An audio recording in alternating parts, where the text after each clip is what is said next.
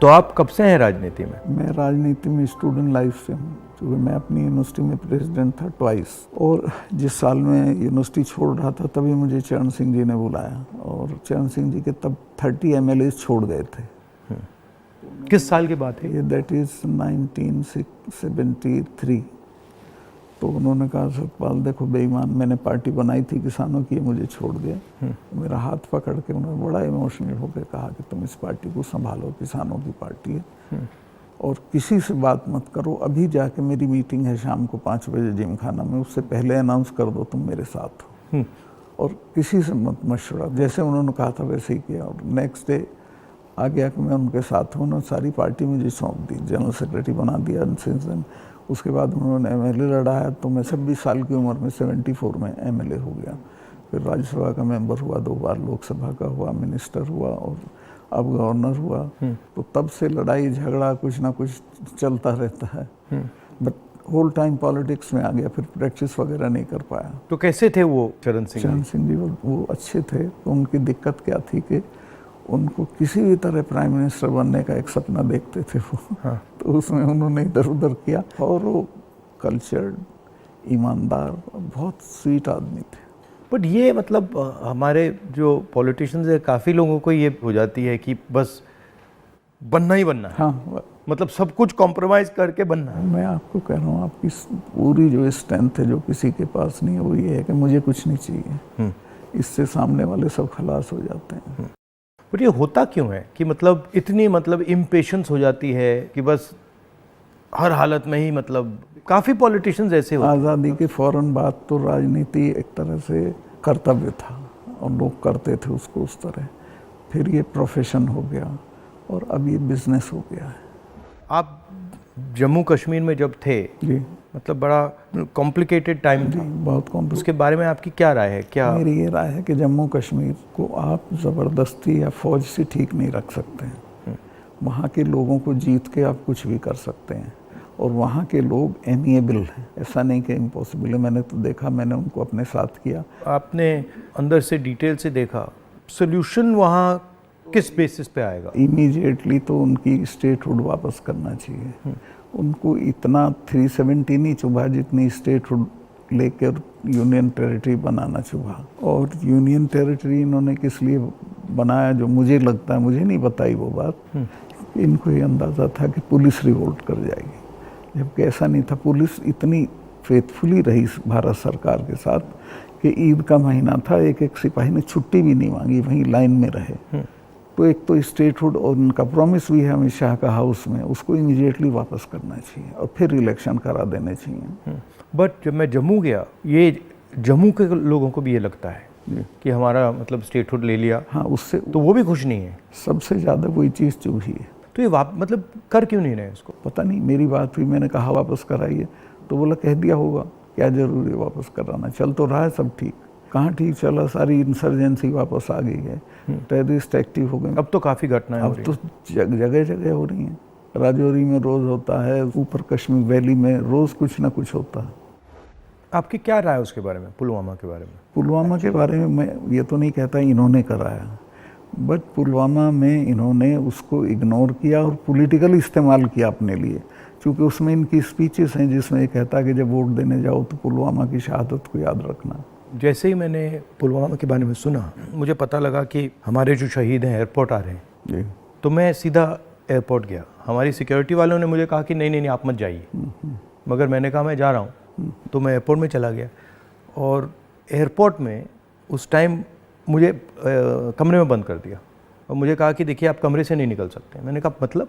तो उधर वो सब शहीद आए थे, वहाँ पे आर्मी के लोग थे, प्रधानमंत्री आ रहे थे, और मुझे मतलब लिटरली चाबी से बंद किया कि आप बाहर नहीं जा सकते। मैंने सिक्योरिटी वालों से बोला ये मतलब ऐसे कैसे कर सकते हैं, और फिर लड़के मैं वहाँ से निकला। तो मुझे लग रहा था कि एक पूरा वहाँ पे शो सा क्रिएट हो रहा था। हाँ, वो था ही। वो प्रधानमंत्री को श्रीनगर जाना चाहिए था, राजनाथ सिंह आए थे, मैं था, हम लोगों ने श्रद्धांजलि दी थी। प्रधानमंत्री को उसी दिन जाना चाहिए था। नहीं, मगर मुझे उसमें क्या शौक लगा कि ऐसे लग रहा था कि एक कोई बड़ा इवेंट सा हो रहा है ना। इसके और वहाँ पे प्रधानमंत्री आए हैं और ये पूरा मतलब जैसे देश को दिखा रहे हैं कि भैया देखो, काफ़ी डिस्टेस्टफुल सा था। जिस दिन ये हुआ तो ये नेशनल कॉर्बेट पार्क में शूटिंग करा रहा था अपनी, तो ये अवेलेबल मैंने 3-4 बार कोशिश की, मिला ही नहीं मुझको। 5 या 6 बजे इसका फ़ोन आया, हाँ सतपाल भाई क्या हुआ? मैं कहा हमारे इतने लोग मर गए हैं और हमारी गलती से मरे हैं। तो बोला नहीं चुप रहना, अभी कुछ नहीं बोलना इस पर। फिर 1 घंटे बाद ये डोभाल जो मेरा क्लास फेलो रहा लॉ में मेरठ में, तो इसका फ़ोन आया, सतपाल भाई आप बोल दी। मैं 2 चैनल को बोल चुका था ये बात, तो इन्होंने कहा नहीं कुछ नहीं बोलना है इस पर।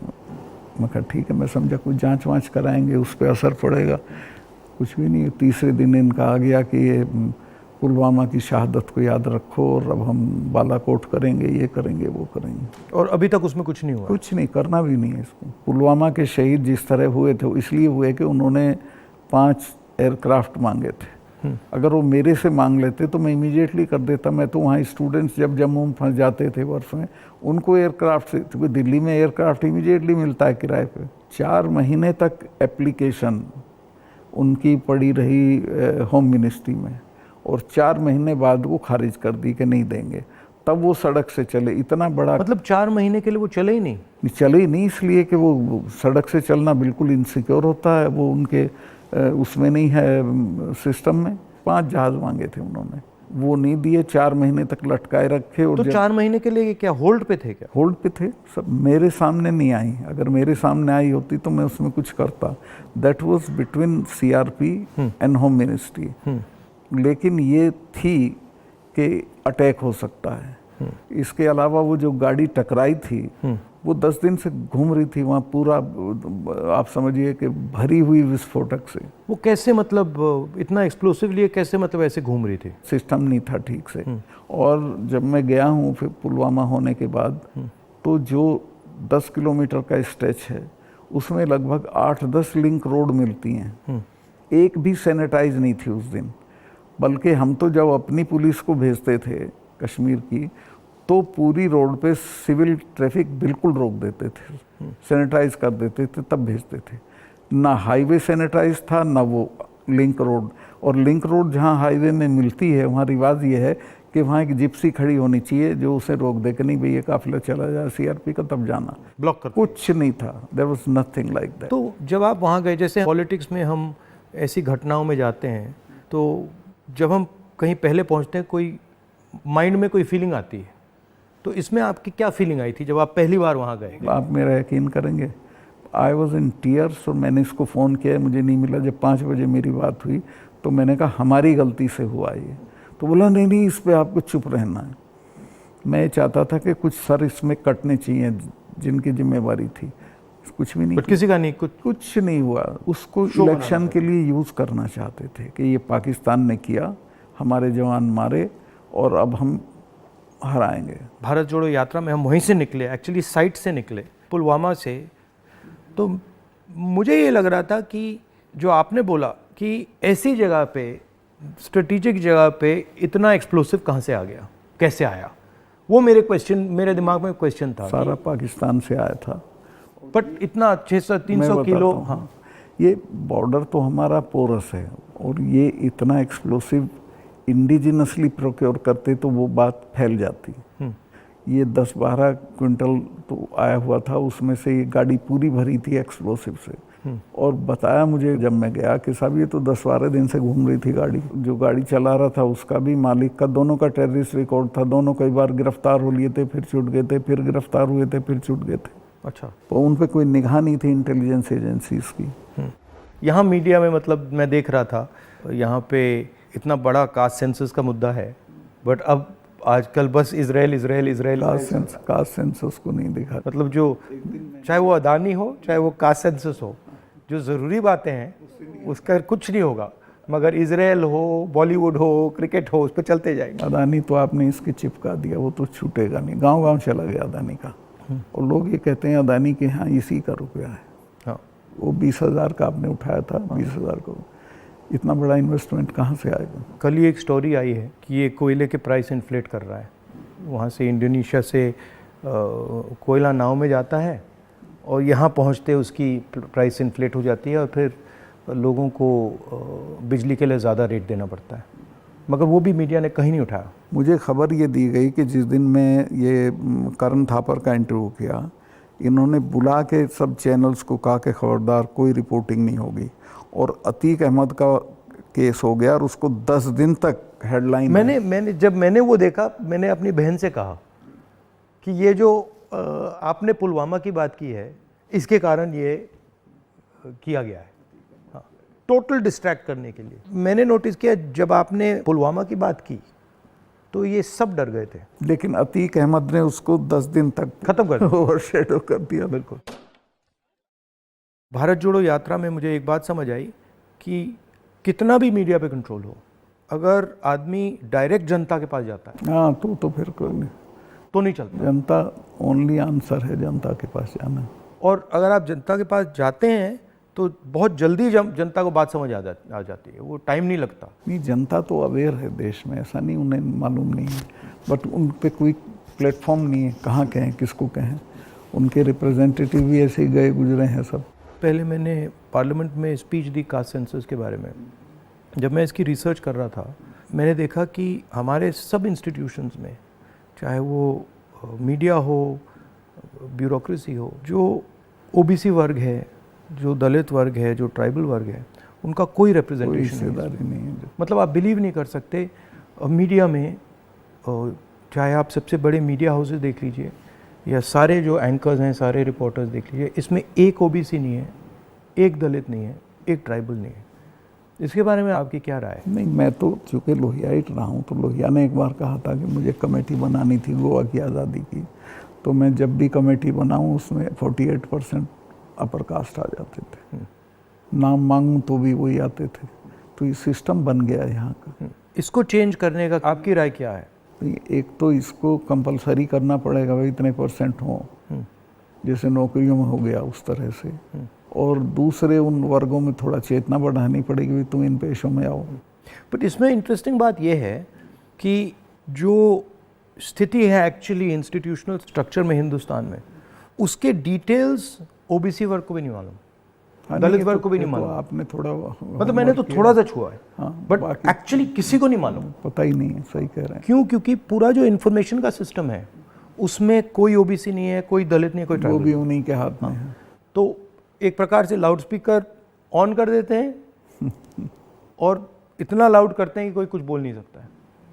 जैसे आपने पुलवामा की बात की, कास्ट सेंसस की बात की, अदानी की बात की, बस loudspeaker, Modi ji loudspeaker on कर देते हैं और जितना चिल्लाना चाहो चिल्लाओ, कुछ नहीं होता। कुछ दिन पहले मैं दिल्ली में 3-4 घंटे बढ़इयों के साथ काम किया, तो वो मुझे बता रहे थे कि हम सोफ़ा बनाते हैं, चेयर बनाते हैं, टेबल बनाते हैं, मगर जिस शोरूम में वो बिकता है उसमें हम जा नहीं सकते। मतलब काम हमारा, मेहनत हमारी, मगर फल हमारा नहीं। और कितना गुना एनहांस करके पैसा लेते हैं उसका। इनको तो कुछ मिलता नहीं गरीबों को। ये बहुत ही एक्सप्लॉयटेटिव सिस्टम है। तो अगर आप जीएसटी देखें, जीएसटी भी इनडायरेक्ट टैक्स है, उसमें छोटे व्यापारी, किसान, मजदूर वो टैक्स भरते हैं। डिमोनेटाइजेशन भी उनके खिलाफ हथियार था। किसान आंदोलन में तो आपने काफ़ी कमेंट किया है, वो भी मतलब उनके घर में से पैसे निकालने का तरीका था। नहीं, वो तो इनका मैं बताता हूँ, अगर आप नहीं हटाओगे इस बार तो खेती को तो ये पूरी तरह खत्म, मतलब किसान छोड़ के भाग जाएगा और ये कॉरपोरेट को दे देंगे। इनका ये इरादा है। मैं तो खेती करता था। मेरे गांव में पूरी यूपी की सबसे बड़ी काश्त थी, एक हमारे चचा थे, उनके पास 2500 बीघा ज़मीन थी। और आज मैं जाता हूँ तो सब के लड़के शहर में आ गए हैं, क्योंकि एजुकेशन नहीं है, हेल्थ सर्विसेज नहीं है और सिक्योरिटी नहीं है, तो वो बटाईदार को देके वो धीरे धीरे ख़त्म हो जाएगी खेती। खेती को ख़त्म करेंगे, फौज ख़त्म करी दी से ये ला के अग्निवीर में कौन इतने से अरसे के लिए अपनी जान देगा। तो ये शने शने सब लोगों को, ये हर इंस्टीट्यूशन को पकड़ के ख़त्म कर देते हैं। इनकी मतलब इमीडिएटली ये, चाहे वो सेना हो, सरकार हो, ब्यूरोक्रेसी हो, इलेक्शन कमीशन, जैसे इनके हाथ पड़ता है वो अपने लोगों को बैठा के कुछ ना कुछ उल्टा। मैं आप एक स्टडी करा लीजिए, सेंट्रल यूनिवर्सिटी के जो वाइस चांसलर्स हैं पिछले 1 साल में लगे हैं, वो 100% वो हैं जिनके संघ से कनेक्शन थे। उसके बिना आप कोई नौकरी नहीं पा सकते हैं आज, और सेंट्रल यूनिवर्सिटी की तो बिल्कुल नहीं पा सकते हैं। जो इंटर कॉलेज के प्रिंसिपल होने लायक भी नहीं थे वो वीसी लगे हुए हैं सब जगह। मतलब इनका शिक्षा का सिस्टम नहीं रहा, कंट्रोल का, माइंड कंट्रोल का सिस्टम बनाने की कोशिश। आपके मुताबिक इम्प्रूवमेंट लाने का क्या तरीका है?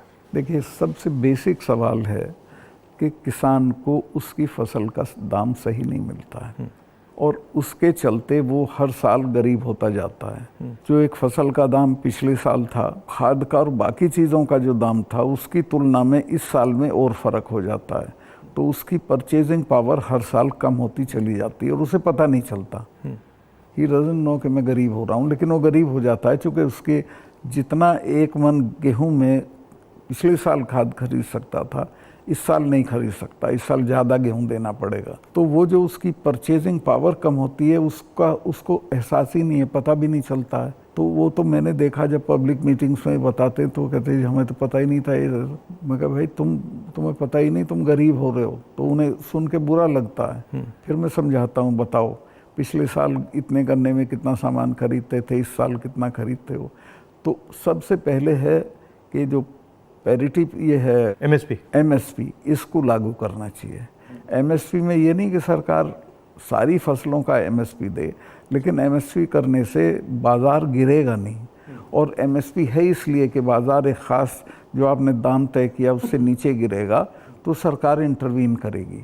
और ये पंडित जी के ज़माने से जो नागपुर सम्मेलन में जवाहरलाल जी ने कराया था ये, कि हम इंटरवीन करेंगे और ख़रीद लेंगे। तो एमएसपी का लागू होना बहुत ज़रूरी है। और एमएसपी पे इन्होंने किसानों से धोखा किया। जब किसान कानून वापस लिए तो कहा था हम एमएसपी करेंगे, और आज तक नहीं किया। वो क्यों नहीं किया? क्योंकि अडानी ने बड़े बड़े गोदाम बना दिए, फसलें एक दाम पे खरीद ली, अगले साल उनके दाम बढ़ जाएंगे, वो बेचेगा। एमएसपी होगा तो किसान इनको सस्ते दाम पे नहीं देगा। तो एमएसपी का होना सबसे ज़्यादा ज़रूरी है। फिर जो उसके लिए आप खाद, बिजली, पानी जो भी सरकार देती है उसके दामों पे कंट्रोल करना पड़ेगा, वो बेतहाशा ना हो, ताकि वो जो मैंने बताया जो फ़र्क रहता है खरीद बेच का वो ना हो। जो आप कह रहे थे, ये जो अदानी जी हैं, इन्होंने पूरा जो स्टोरेज का इंफ्रास्ट्रक्चर है अपने हाथों में ले लिया है। इसका इफ़ेक्ट मैंने जम्मू कश्मीर में देखा, इसका इफ़ेक्ट हिमाचल में दिखता है, अलग अलग स्टेट्स में, हरियाणा, पंजाब में। हरियाणा में तो पानीपत में बड़े बड़े गोदाम बना दिए। तो पूरा मतलब इस जो स्टोरेज का इंफ्रास्ट्रक्चर ये कैप्चर कर लिया है। तो फिर जब भी ये प्राइसेस को मतलब ऊपर नीचे फाइन ट्यून करना चाहते हैं, कर देते हैं, तो ये किसानों को मतलब नुकसान, डायरेक्ट नुकसान पहुंचाते हैं। जब तक इनके खिलाफ हल्ला बोल नहीं होगा तब तक सुधरेंगे नहीं, या फिर सरकार बदल जाए। अभी तो इन्हें टोटल प्रोटेक्शन है।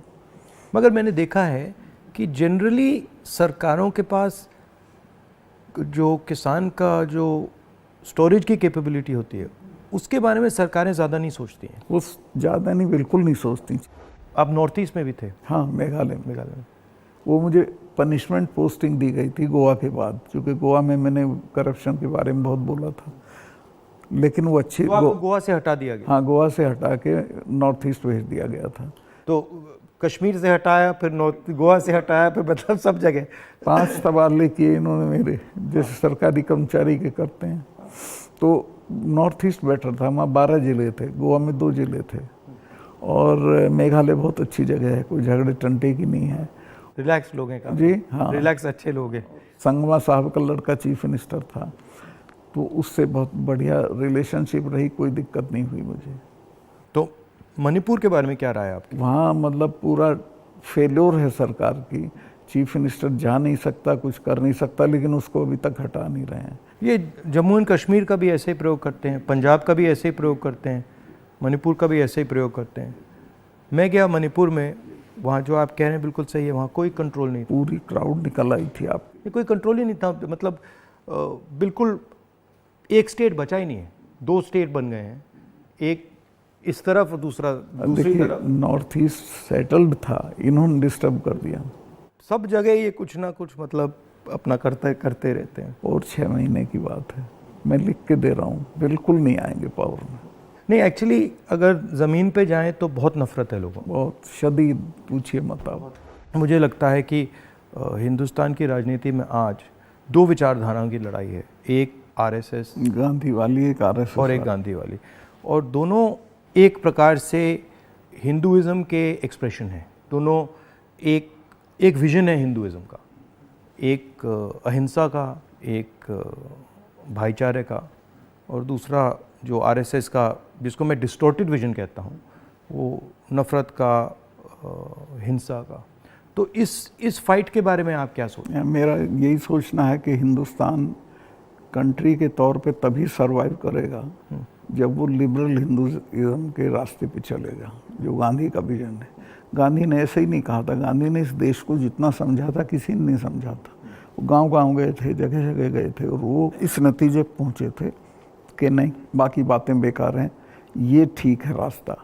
तो हिंदू का जो लिबरल हिंदू थॉट है वही रहेगा तो देश सरवाइव करेगा, वो टुकड़े टुकड़े हो जाएगा अदरवाइज। और ये कोई राजनीतिक बात नहीं है, मुल्क के अस्तित्व के लिए ज़रूरी है कि हम मिलजुल के रहें, एक दूसरे के साथ रहें, झगड़ा ना करें।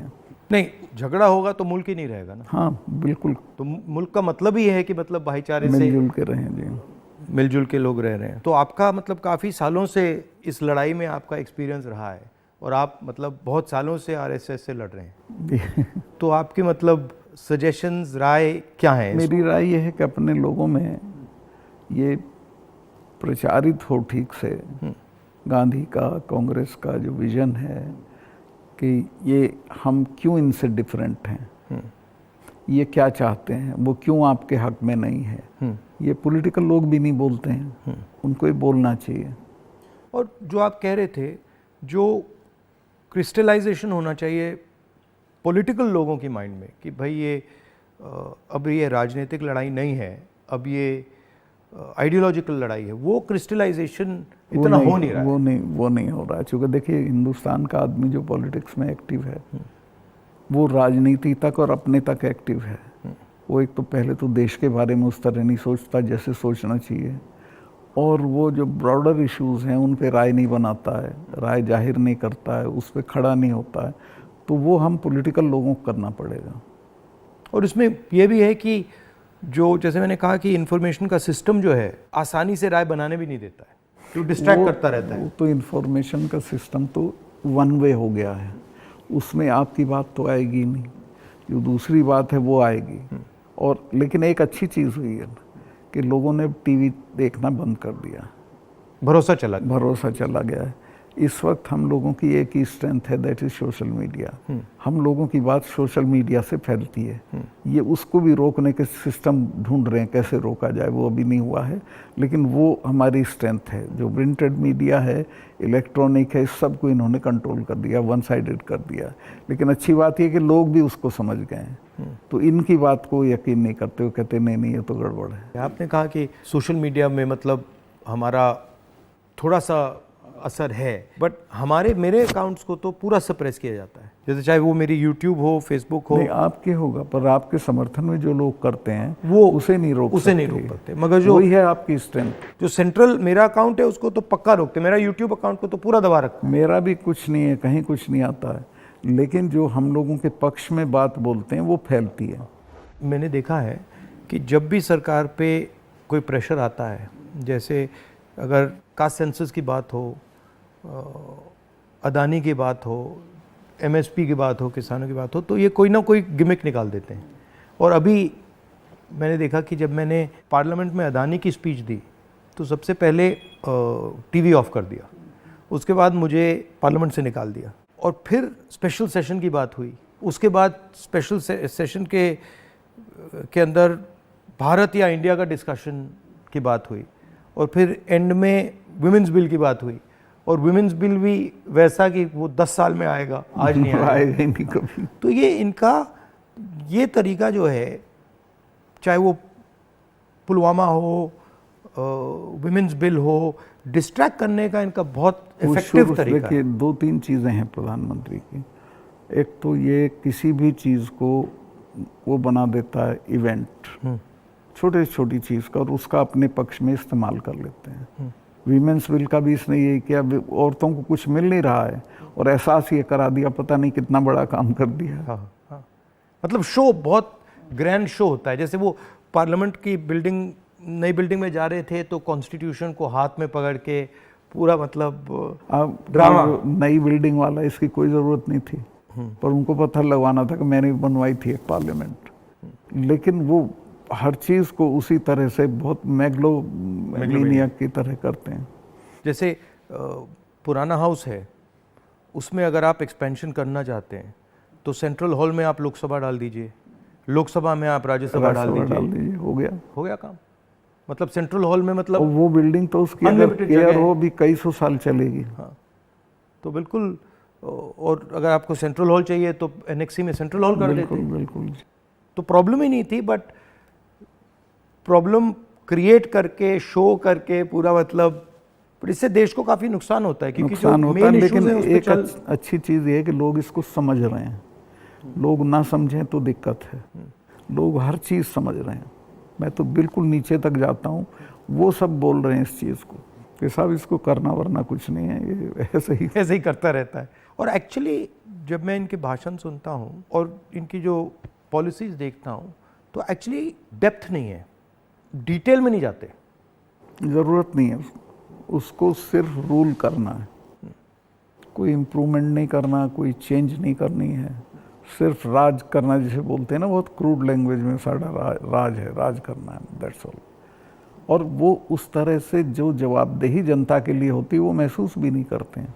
आपने काफ़ी बहादुरी के साथ जो पुलवामा के बारे में बोला, आपने जो अदानी के बारे में बोला, किसानों के बारे में बोला, तो फिर आपको धमकाया गया, सीबीआई इंक्वायरी कराएगी, सब शुरू हो गया, पूरा इनका सिस्टम चालू हो गया। आप हैरत करेंगे, ये कानून है कि जो शिकायत करता है उसको सज़ा नहीं दी जाती है। मैंने शिकायत की जिनकी की, उनका आज तक इंटरोगेशन नहीं हुआ। मेरे यहाँ 3-3 बार आ गए, मेरे स्टाफ के लोगों के फ़ोन ले गए सीबीआई वाले। मैंने कहा भाई तुम कुछ कर लो, मेरा कुछ नहीं बिगाड़ सकते, मैं तो फ़कीर हूँ, मेरे बिना कुछ है। तो तंग आ गए वो, लेकिन करना पड़ा। फिर यही कहते थे लास्ट में, साहब नौकरी कर रहे हैं मुकदमा। वो मुझे भी यही कहते थे कि भाई अब छोड़िए, मतलब हमें दबाया जा रहा है, हमें करना पड़ रहा है, इसमें कुछ है नहीं। उनकी भी मजबूरी है, क्या करें। हम बात कर रहे हैं तो इसके बाद में आप पर भी थोड़ा आक्रमण करेंगे। जब भी हम किसी से बात करते हैं एकदम आक्रमण शुरू हो जाता है उन पे। हाँ, नहीं करेंगे, मेरे पे तो करते रहते हैं, ज़्यादा दिक्कत नहीं, आपको कोई फर्क नहीं पड़ता। थैंक यू, बहुत अच्छा लगा, हमें बहुत अच्छा लगा, थैंक यू।